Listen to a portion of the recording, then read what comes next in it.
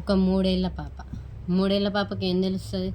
మహా అంటే అప్పుడే మాటలు నేర్చుకొని, అప్పుడే నడవడం నేర్చుకొని, అట్లా ఆడుకుంటూ ఉండే చిన్న పాప. చిన్న చిన్నగా ముద్దు ముద్దుగా అమ్మా, నాన్న అని చిన్నగా పిలుస్తూ మాటలు అప్పుడే నేర్చుకొని, ఆడుకుంటూ ఇంటి ముందే తిరుగుతూ ఉన్న పాప. ఇంటి ముందు తిరుగుతున్న పాపని ఎత్తుకొని పోయిండు కిరాతకుడు. 3 ఏళ్ల పాపని 24 ఏళ్ల యువకుడు ముఖం మీద మొత్తం గుర్తుపట్టకుండా ముఖాన్ని చితగ్గొట్టి బండరాయితోని కొట్టి కొట్టి కొట్టి చంపేసిండు. పైగా ఆ పాపను రేప్ చేసిండు. 3 ఏళ్ల పాప. ఏం తెలుసు ఆ పాపకి?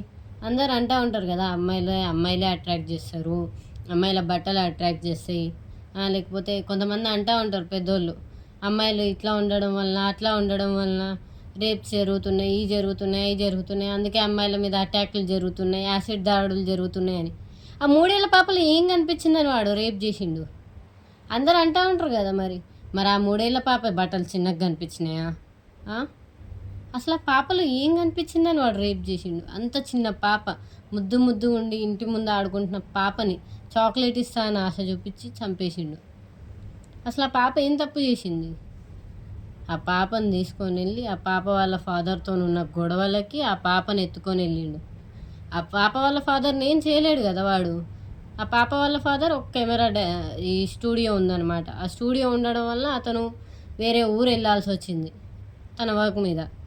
చిన్న పాప అదే టైం చూసుకొని ఆ చిన్న పాపని చాక్లెట్ ఇస్తా అని ఆశపెట్టి ఎత్తుకొని తీసుకొని వెళ్ళిండంట. ఈవినింగ్ 7 అట్లా 6:30 7 అవుతున్న టైంలో ఆ పాపని ఎత్తుకొని తీసుకొని పోయి అతి కిరాతకంగా ముఖం గుర్తుపట్టడానికి కూడా లేకుండా ముఖాన్ని మొత్తం చితగ్గొట్టేసి ఇక్కడి వరకు అసలు ముఖం కూడా గుర్తుపట్టడానికి లేదు అట్లా కొట్టిండు పాపని. అసలు అట్లాంటి వాడిని ఉరిదీయాలి, నడి రోడ్డు మీద ఉరిదీయాలి. వాడే అని అన్ని ప్రూఫ్స్ దొరికినాయి. అన్ని ప్రూఫ్స్ దొరికినాక కూడా వాడిని అసలు ఏం చేయకుండా 7 ఏళ్ళు జైలు శిక్ష వేసిండు. 7 ఏళ్ళు జైలు శిక్ష వేస్తే ఏమవుతుంది? మహా అంటే 7 ఏళ్ళు జైల్లో కూర్చొని తింటాడు.